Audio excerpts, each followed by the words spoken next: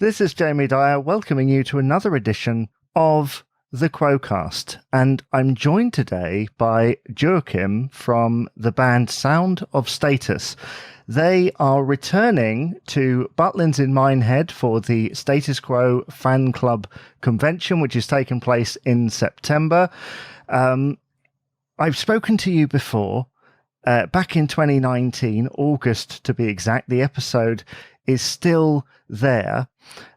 And as last time, if you remember, I asked some audience questions in the middle. But now I'd like to know, how does it feel to be invited back to the fan club convention? Oh, it's great. It's great. It's one of the best gigs of my life, honestly. So just coming back there and be with the Quo arm again is, it's gonna be amazing. Yeah, I'm going for the first time, which is going to be, I've heard so many things about it because you went in 2017. Yeah, 2017. Yeah. And what have you been up to in that time? Because you're in another band, aren't you, called Dirtbound? Yeah, exactly. Dirtbound. I'm actually in 4 bands, but the other bands is like cover bands and stuff. But party bands, so to say. But yeah, Dirtbound and Sound of Status is my main bands, so to speak. Dirtbound is more a rock and roll, AC/DC, airborne-ish band, and Sound of Status is more like Status Quo, obviously. So. And obviously, if people haven't heard the previous podcast, give us a little description on how you would describe Sound of Status. Sound of Status is the tribute band with the largest balls, I think. I would be confident saying that we don't play it safe and just do the 70s stuff. Like we could do that, of course, and we love playing the 70s stuff, but we also like to take in some other stuff from the 80s and 90s and the newer stuff, because a lot of those songs are poorly recorded, or the production of the songs is not very good, but when you bring them out live, it gets to a completely another level. Just imagine we opened with Queenie in Glasgow at the McVention there. I mean, I haven't seen any other band do that, but they loved it. It was great. When you do it live, it's something else. Wow. So I think, yeah, that is very unexpected. Did you get the sense, though, that there were people there that maybe didn't know that one? Yeah, in a way, but everyone was like, what is this? Because I don't think it's not a song they always play. But when they heard it, they was like, oh, yeah, this is that one. And many people were like surprised how good it sounded live, because, that's how it is. There's a lot of those songs that are on a few tracks on certain albums that a lot of people forget how good they can be live. And that's just one of those songs. It worked. And I mean, if people in Glasgow liked it, crazy Quo fans there. But yeah, went down great. So we love doing that. We love taking in some different stuff, not just play it safe all the time. Of course, we have to have some songs in the set, like, Hold You Back and all this. It's great songs because it's nice to get the audience interact with you. But yeah, we love trying other stuff. So the playlist from 5 years ago is going to be different to the playlist of 2022? Yeah, definitely. We're going to try to bring in a lot of new stuff. Some songs are going to be the same, obviously. I've seen people ask if we're going to do some Rough Business, the album we did, some tracks from there. We're going to do 2 tracks from that album. And then we're going to play Quo. We're going to try and variate and do some surprises. We don't have a lot of rehearsal times because Mickey is not living like near us anymore. So we have to try and get everything together, but it's going to be great. We have some good surprises on the go. I'm sure lots of fans will be looking forward to it, me included. Would you say your sound has changed since 2017? Not really. I feel like the sound of Status, if you will, is we have the playfulness like Quo had in the early 90s. The live thing, how we move on stage, how we like to play around with the set and how we like to do that. But we have more the sound maybe of the 70s in a way. but it's hard to explain because Henrik, he plays the drums a lot like Jeff Rich in a way. So we got the power from Jeff Rich with a mix of Johan that is very Alan Lancaster, and me and Mickey, which is, well, Parfit and Rossi, we are floating around anyway like that. So no, but I can't describe it in another way. It's like that. It's punchy. It's 4 to the floor with the bass drum, and yeah, just go for it. Excellent. Well, as last time you were on, I now basically open the floor to questions. Now, there isn't an audience, but I've asked in advance. I apologize if you'll listen to this and I gave such a small amount of time for answering questions, but this was very last minute. Sure. My fault rather than yours. So let's start with Neil's question. Please ask Joakim if he prefers playing rhythm or lead guitar. I think I got this one last time as well, but but I like both. It's a boring answer, but I really do enjoy both because it's fun to be, if you mean the Quo rhythm, like hammer on like Parfit and just have a go with it, your head's down and do all that. But it's also fun to be playing solo and show off a bit, go down in the audience, have some fun, like I did in McVention. I went out in the audience and went up on a big balcony and went up there and the people are screaming, you know.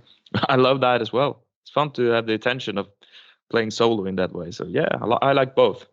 2 different energies, but equally good. Excellent. Well, apologies if I pronounce his name wrong. Perola. Perola, yes. Asked, is there any gigs planned in Sweden?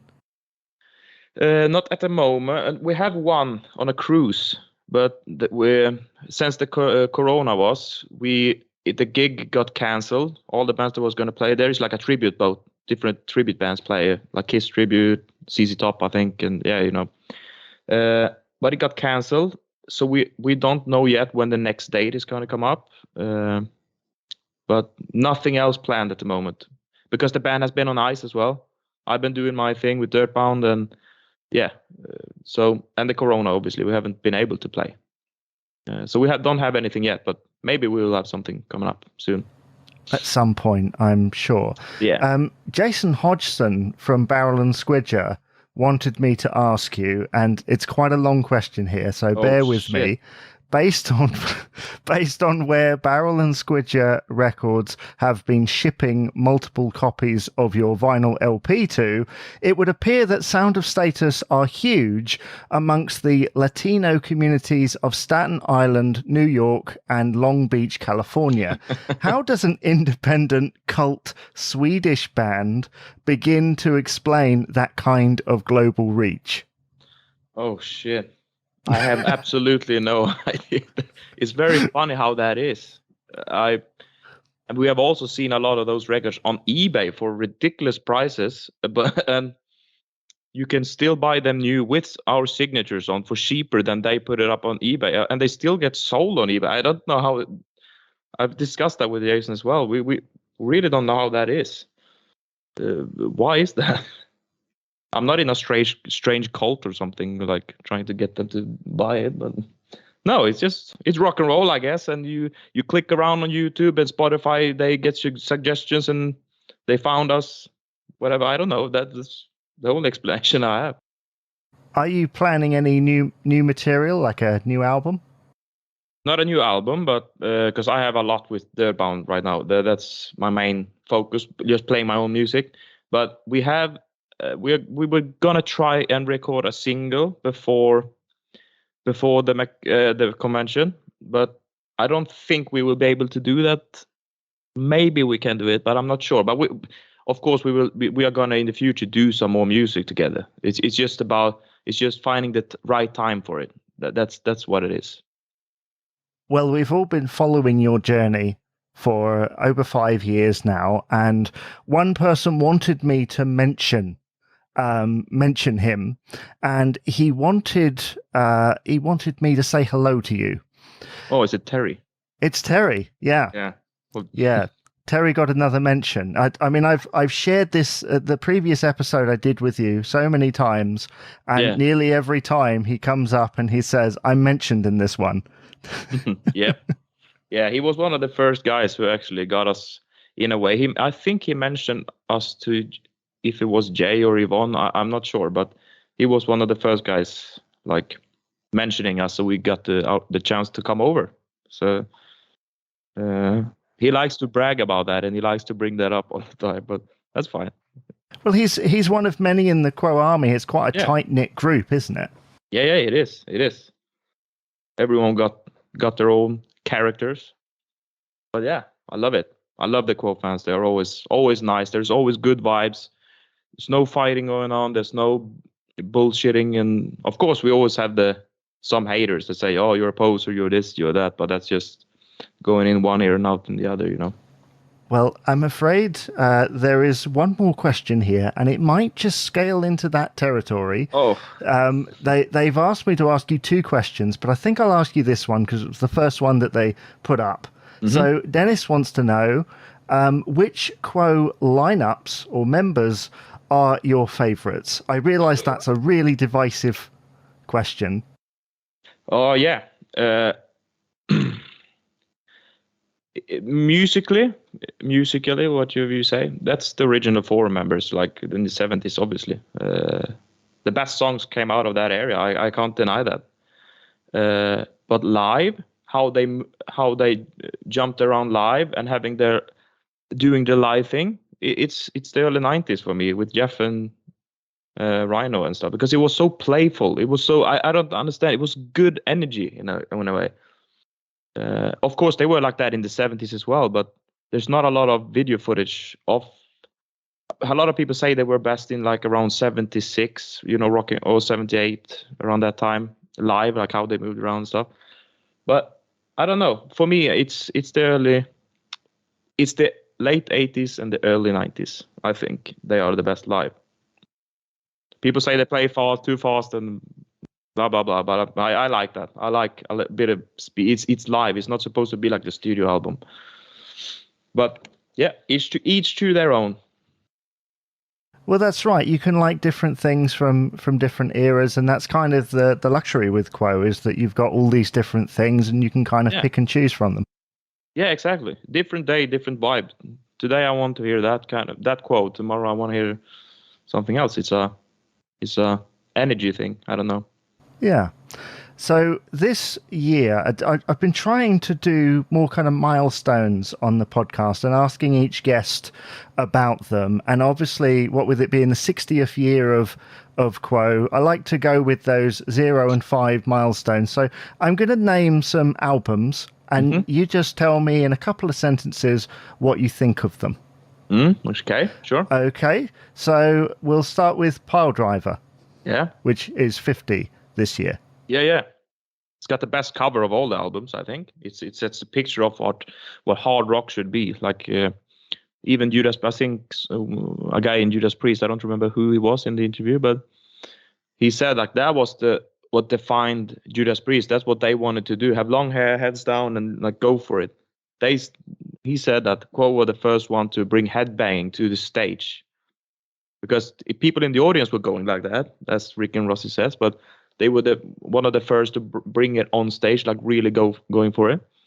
That's my memories of Piledriver, and all the good tracks, Big Fat Mama, and also the first time we came over to England, to Scotland, it was McVention. The first time we were there, was it in 2016? Yeah, it must be.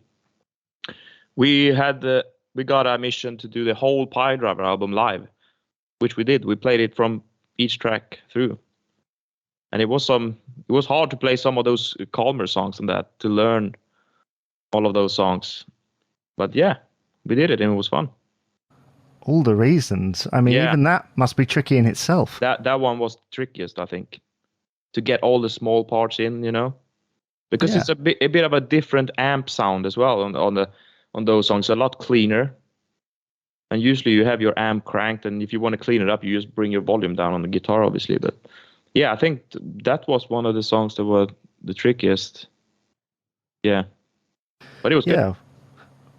Well, we'll go on to the next album, which is 45 this year, Rockin' All Over the World. Yeah, I got a lot of good tracks on that as well, but the production, I'm not a big fan of the production of the album. It got better with the new Joriden remix, I think. But we got those great songs like Rockers Rollin' on there, which is my favorite, I think, from that album. But I love it. I like that album as well. That's also since the production is a bit, it's a bit too clean. I would love to have Rocking All Over the World album like maybe on the level with that crispy drum sound and that raw guitar sound. I would like to have the songs on that from around there. But yeah, good album. I like it.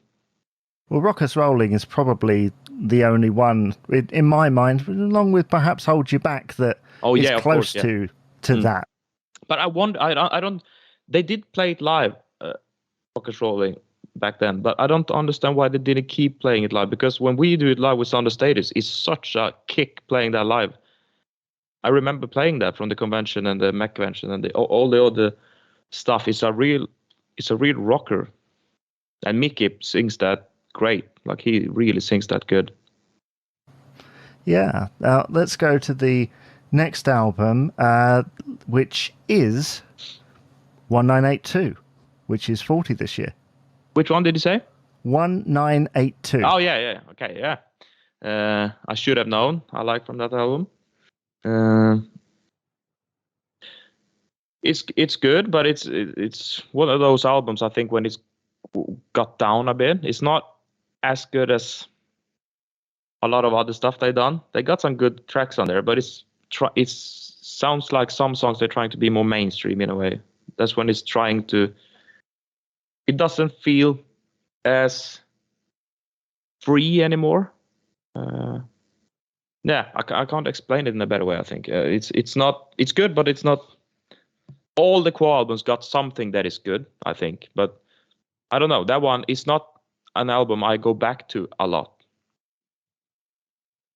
No, apart from maybe a couple of songs, it's very sort of middle of the road. Yeah. I should have I can't remember all the songs on all albums that are on there. Maybe I should have had them on there. Have them on the computer here so I could see the tracks on there. Well, I realised it's the only album of Quos I don't own on CD, so maybe that says something. Oh yeah, could be a reason. But yeah, last one, celebrating 20 years this year, is Heavy Traffic. Oh yeah, I love that album. My dad, I remember my father has that got that album back when I was a kid, and I love that. I did in school. Could I be 9 or 10 or 11? How old was I back in that time? Yeah, we had like a show at school where you mime two songs. You know, you put a track on and you play air guitar. And I don't remember anymore. But I did that and I love that. I think we even won with that song. We won the whole miming contest. Fun fact. And also, I think, could it be that year? My sock was half off my foot. So as I was stomping my feet, my socks were like flipping around on stage. Very funny as well.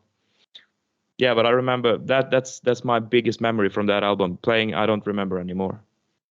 And was that your first time on stage, or one of the first? But I didn't really play anything. I was just miming like a fool, pretending to be part of it.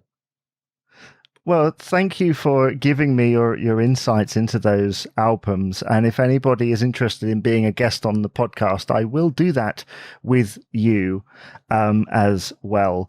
And obviously it will change year on year.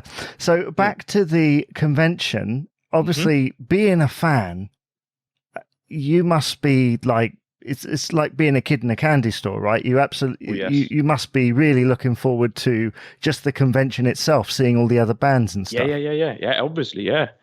That's how it started for me as well. I'm not just a musician. I'm a big fan. I'm just like all the other crazy fuckers out there, you know, jumping around and headbanging and meeting Coughlin and John Rhino and you know, all the guys that are there, Jeff Rich, and I'm starstruck every time as well, but you know, it's fun. Just walking around there. I remember first day we were there.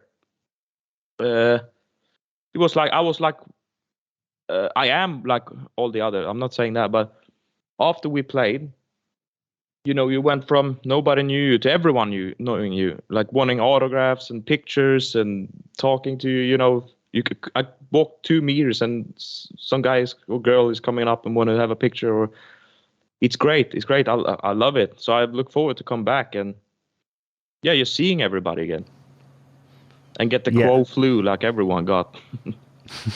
We got everyone. I think got sick after that weekend, stomach flu and whatnot. But yeah, it's always a great. Yvonne and Paul are doing a great job with that. Like they really are working hard to get everything to work. And I mean, flying over like this time, 2 bands from Sweden, Big Fat Mama and us.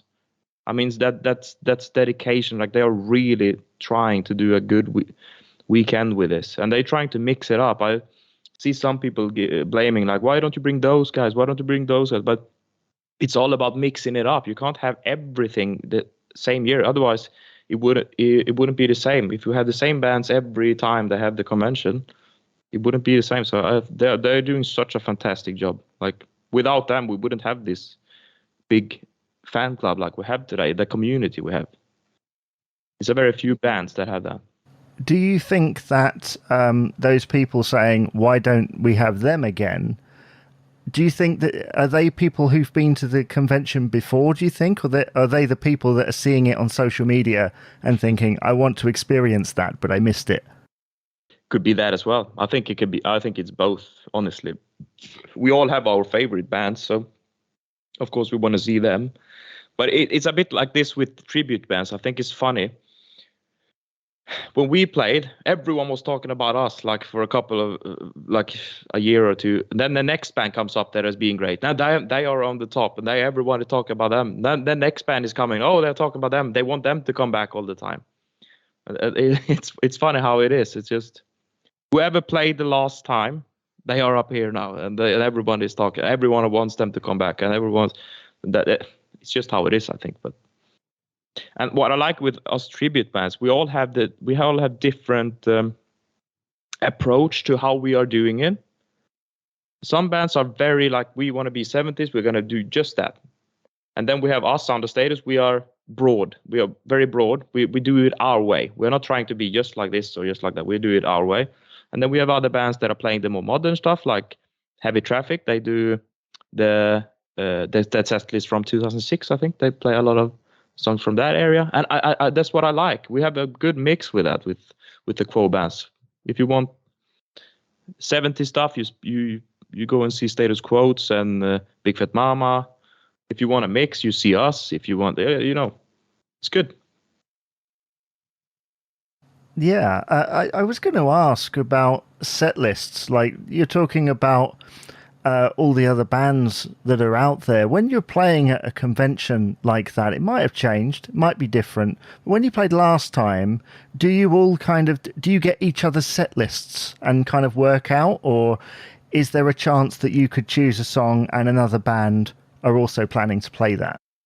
This time we are all discussing together, or we are discussing with Yvonne, like what songs. We have been sending some songs that we want to play, and then she says, oh, that band is playing that or whatever. There was one song that I don't think I can say what song it was, but Leon K wanted to play that song instead of us.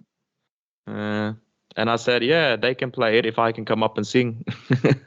But jokingly, I'm joking, of course. But, that would be fun, though. I would love to do that. But so we said he can have it. He can play that. We were going to play it, but then we said, sure, he can have it. So it's a bit of that now. We're trying not to repeat. I think it's hard to not some songs are going to be repeated, I think, because there are certain songs that if we only played Quo stuff that is very unusual, you wouldn't get that. Let's say we talked about Hold You Back. That's a song you want to have in the set in a way, because you get everybody interacting, jumping around. You want to have some of that, like Dirty Water, like Hold You Back, like, I don't know, some songs where you get the audience interacting. So I think there's going to be a couple of songs like many bands playing. I think so. You can't expect all songs to be different, but But I remember when we McVention one year. Yeah, it was the last time we were there playing. There were 3 bands who opened with Junior's Wailing, Backwater, and Just Take Me, and that can be a bit. If everyone is doing that, that is not. It can be a bit boring, I think. So, in that way, it's good to mix it up, to have a little bit of a chat. Yeah, I think you are right there, and obviously I think because those 3 tracks in particular are so iconic when you think of like the classic 70s Quo set. Yeah, exactly. That's when you play it safe. You open with those songs. You don't open with Queenie like we did. But it worked. Hell, it's music. You should have fun with it as well. That's also, we opened with Long Leg Linda one year. We started with Caroline and jumped into Long Leg Linda like a surprise. We had that as you remember Quo did that in the 90s. I think they started with Caroline intro, but then jumped into Paper Plane. So we did that, but jumped into Long Leg Linda. Works. It's fun. And I'm guessing you won't be doing these things again because you did it last time. Might do something similar. I don't know. We like to open in a funny way. We'll see if we can. We haven't worked out how we should open everything yet, but it's fun to have a surprise or something like, oh, what's happening? We love doing that, surprising a bit. Open with Caroline is great. It's a great feeling, open with Caroline, but we have seen that already a lot of times. Definitely, it's the go-to for some reason. Not quite sure why. No. 100 miles an hour. Maybe the whole influence. Maybe the influence has played it hundreds of times, and that's why bands do it. It's the familiarity, I think. Yeah. Nostalgic feeling as well. Definitely. That's how humans work. If it's something we can recognize, we love that. If it's something back in time or something that that's the same with pop music. That's why they have the same kind of melody to everything, because you recognize it in a way. Oh, that's like, it feels. If it's recognizable, you like it. It's just how it is. We work like that. Yeah. Well, Sound of Status will be playing at the Status Quo Fan Club Convention. All details are in the description below, either on social media, on YouTube, and obviously via Anchor as well. You can also hear the previous conversation we had, although it's a little bit outdated now, obviously, because we've had an update. Please do come back again, Joakim, and obviously we might even speak at the convention, because I'm bringing a microphone. I'm going to go around talking to people. Or rather, I hope people are going to talk to me. So Absolutely. that would be great. Yeah, I remember last time we talked. You weren't sure if you were going to go, but you're really going this time. That's great. That would be fun.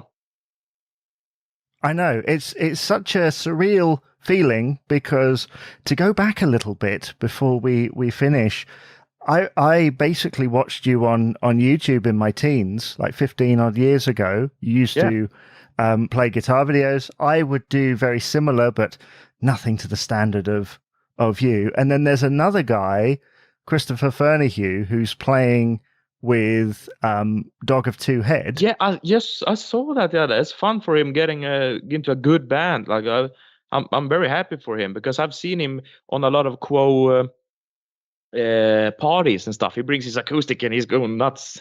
So I'm really happy for him getting to play with those guys. Dog of Two Head is a good band. Because they do originals as well, right? I think they are recording something now. Yeah. I'm looking forward to hear that. It's going to be great.